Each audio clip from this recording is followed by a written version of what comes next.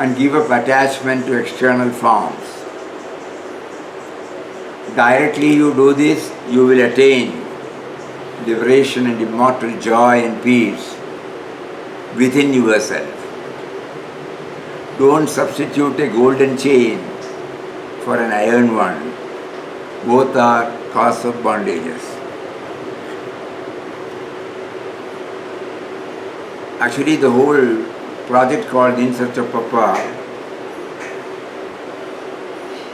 got initiated in our mind mainly based upon this quotation. Have Ramdas in your thoughts as the impersonal. How to do that? For years together we have been calling Papa as Papa only, that form. Then later on when we started going through Puja Mataji's biography, she had requested Papa to allow her to use the word Papa for the nameless, formless, indwelling or pervading reality. And Papa specifically asked, if you mean that, you can use this. None of us did understand all those things. But when at that particular time when Papa said, but have Ramdas in your thoughts as the impersonal, immutable, deathless cosmic spirit. So that is how the search started. The search is still going on.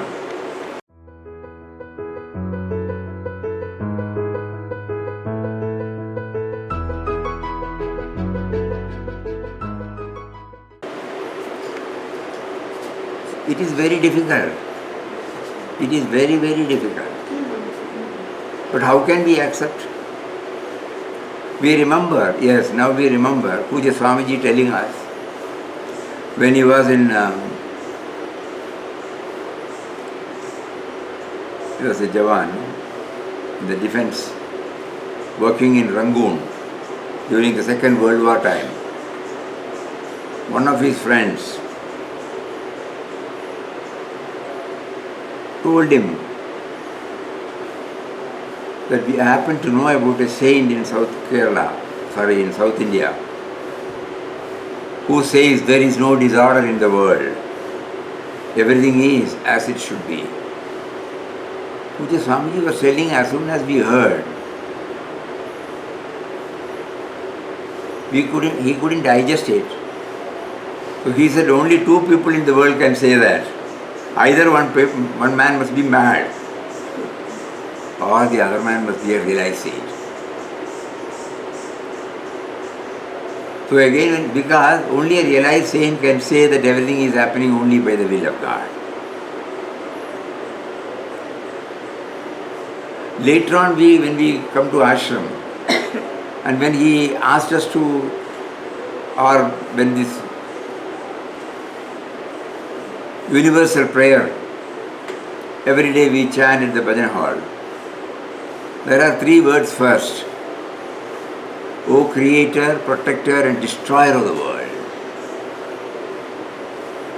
Creation, preservation and destruction are concomitant. And we are praying to the indwelling and all-pervading reality, fully recognizing that these three aspects are there in him. Then how can we complain there is no disorder?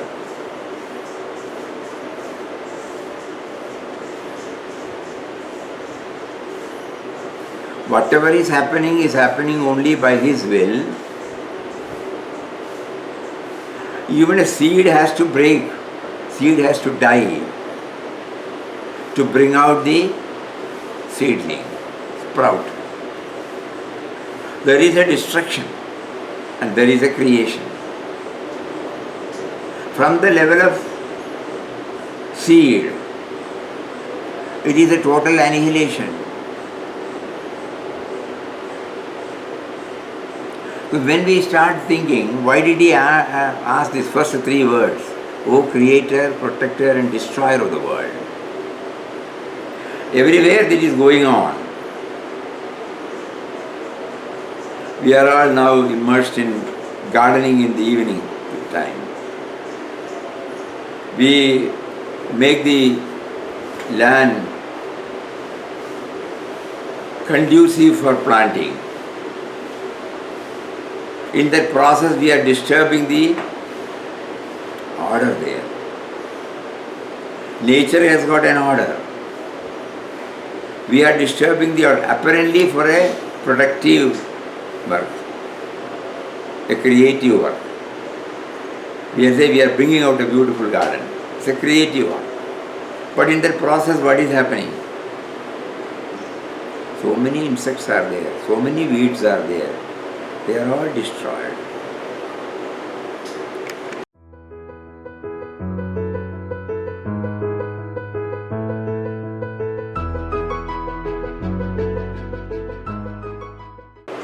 It is reportedly sent by Bill Gates. But it gives a lot of points. So we start thinking, when Papa says there is no disorder in the world, we will read it out. I am a strong believer that there is a spiritual purpose behind everything that happens, whether that is what we perceive as being good or as being bad. As I meditate upon this, I want to share with you.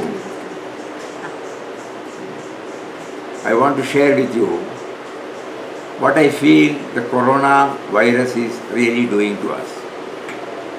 Number one, it is reminding us that we are all equal, regardless of our culture, religion, occupation, financial situation, or how famous we are. This disease treats us all equally. Just imagine. Perhaps we should try to. If you don't believe me, just ask Tom Hanks.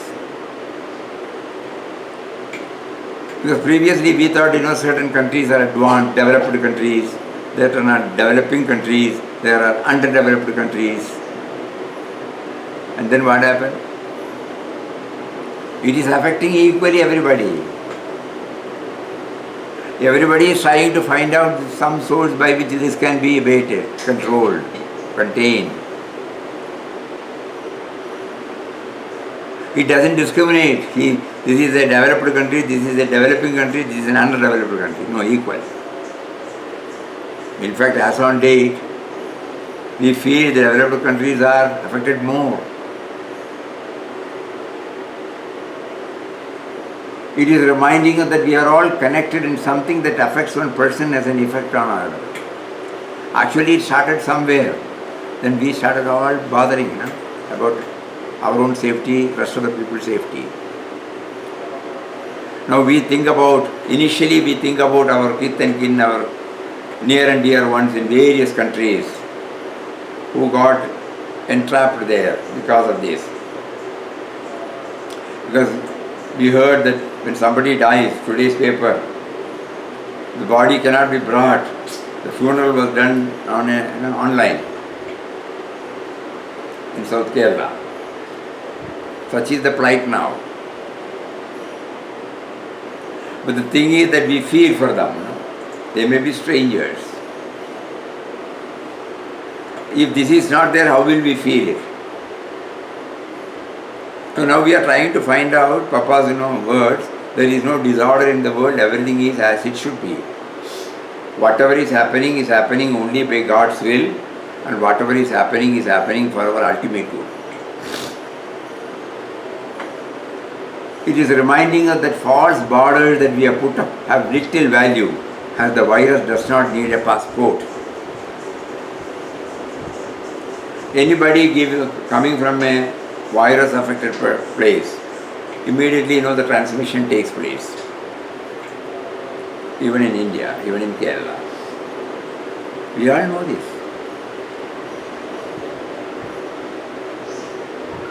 But we have created a border in our mind. But for this, there is no border.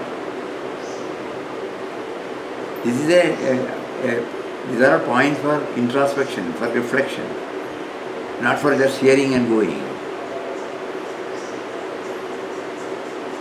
God can come to us as a creative force, as also as a destructive power.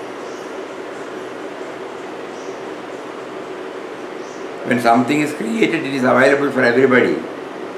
When destructive force is on its own dance, it can also create disturbance to everybody. Start thinking.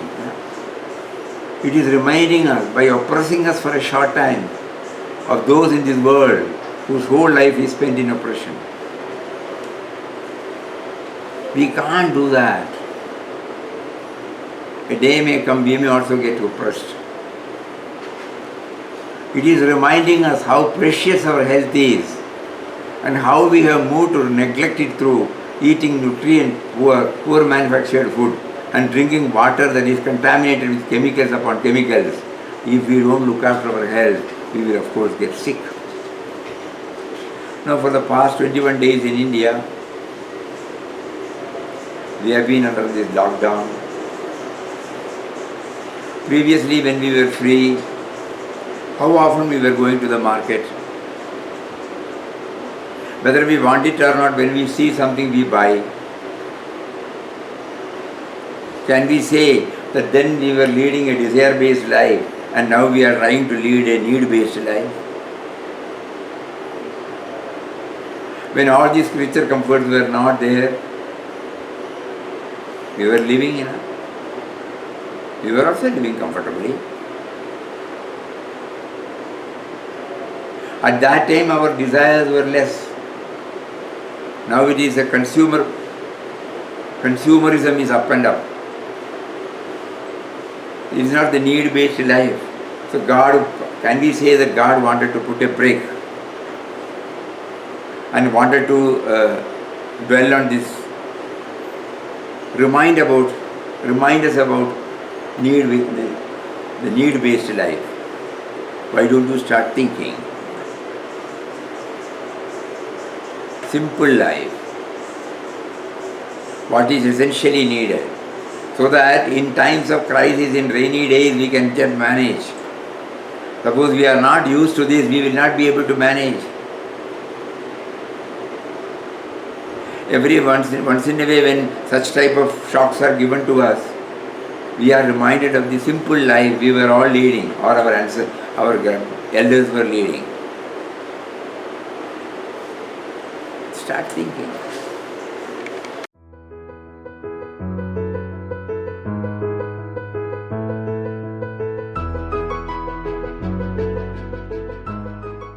So every moment of our life should be a payback.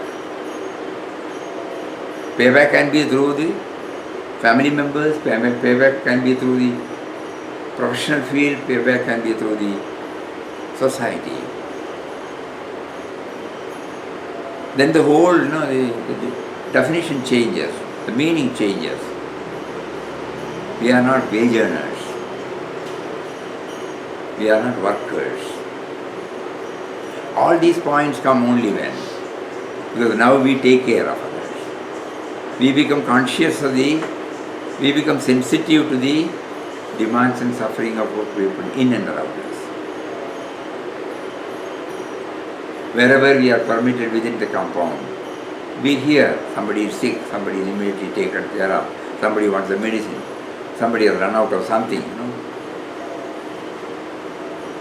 So many. It is reminding us that no matter how great we think we are, or how great others think we are, a virus can bring our world to a standstill. A very brilliant point. A virus, just like we say the indwelling reality and the all-pervading reality, about whom we have no concept, we cannot form any concept. Ordinary people like us cannot form a concept. We go by some symptoms. We go by the certificate of a doctor or some medical man to say that yes, this is called COVID-19. We have no idea.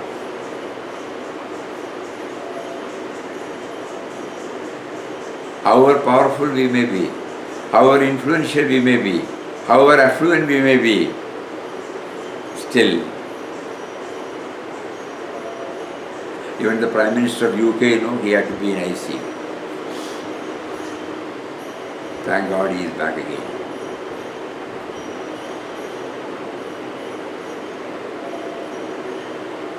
A tiny little virus can make us to go down, can make us to feel humble. It is reminding us that the power of free will is in our hands. We can choose to cooperate and help each other, to share, to give, to help, to support.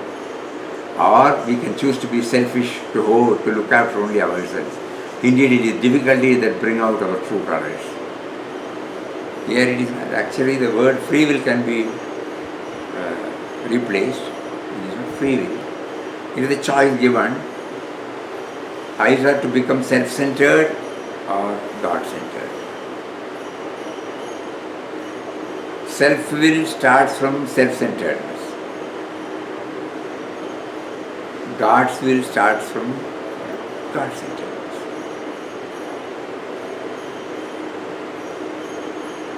So if I become selfish, I will become selfish. If there is no field, I will become selfish.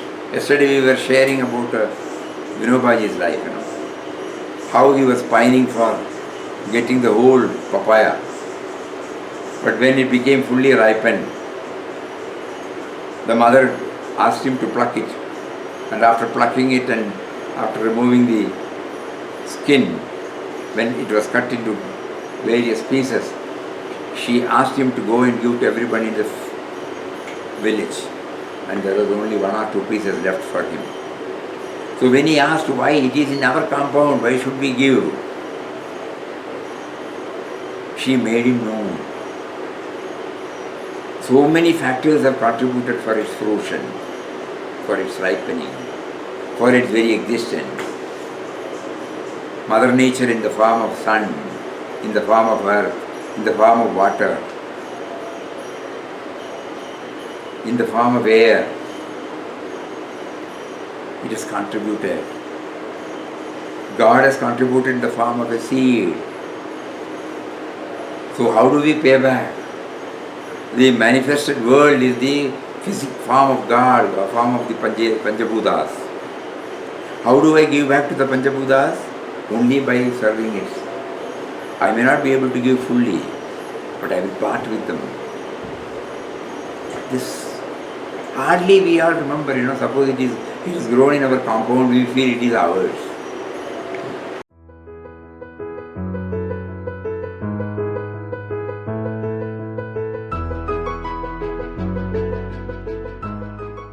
Disorder in the world. Everything is as it should be. For every destruction there is a construction. For every construction there is a destruction. As a spiritual aspirant, until we reach the stage of surrendering ourselves totally to Him, we will ensure minimum damage to our co-creations. Even while we bring about any creative work, we will ensure minimum damage. Because the sense of individuality is still within us. And therefore it has to bother about others.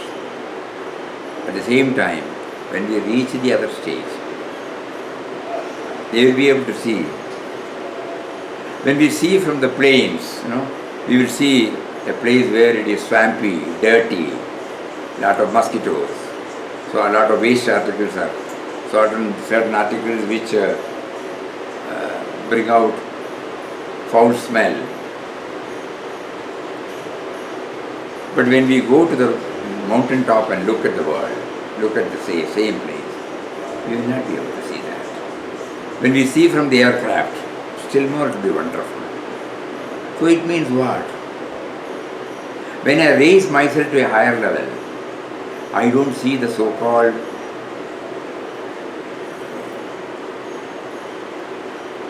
disorder, negativity. And here raising ourselves to a higher level means love, where we don't see the otherness.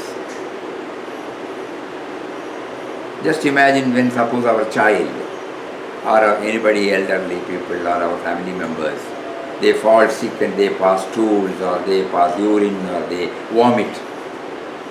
What is our reaction? But when it happens to somebody, what is our reaction? Same thing comes out. But those who are matured enough to understand, they will not feel it bad. They will themselves come and try to clean it. We have witnessed that. When it happens at home, we don't feel. We immediately take. Just look at the sisters in the hospital, what all they do. Everything they remove. No? Again, the next day they come with a pleasing, smiling face. Just think about it. So when there is love, we don't feel the disorder there. A person who is not mentally alright, suppose he does something, he is a family member, how do we treat him? The same person when he goes outside, he will be always people saying, what a nasty thing he has done.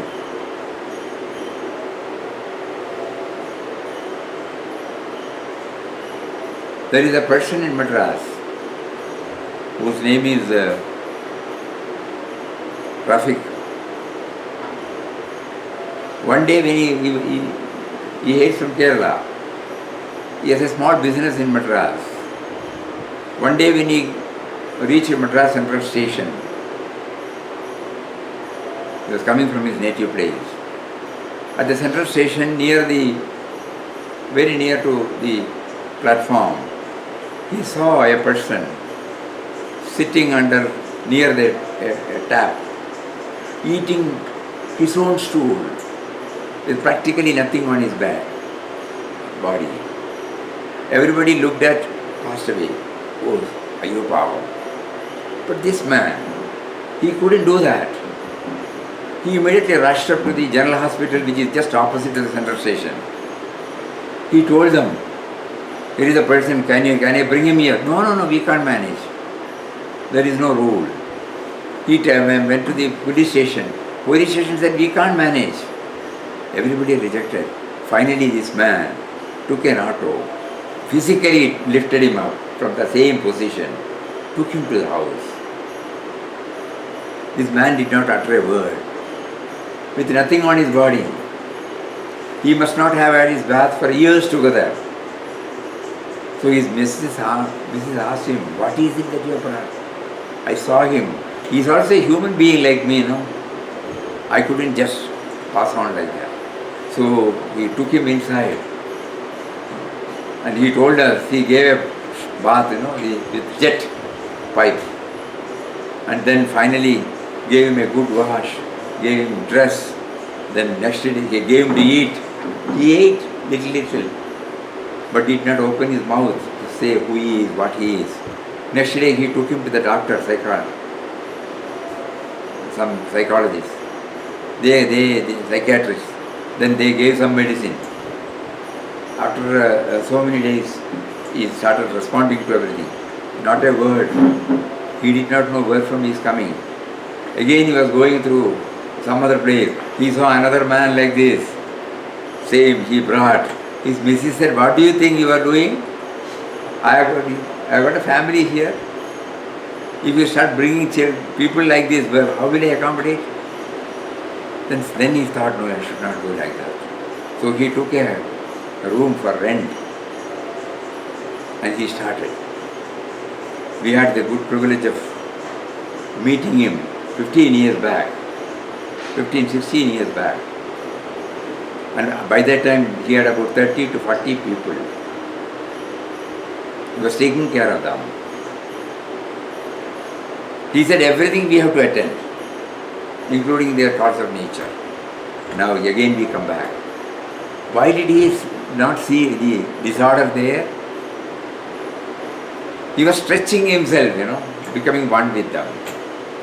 My own child, my own brother, my own father, my own mother, my own sister. If they happen to be like this, what will I do?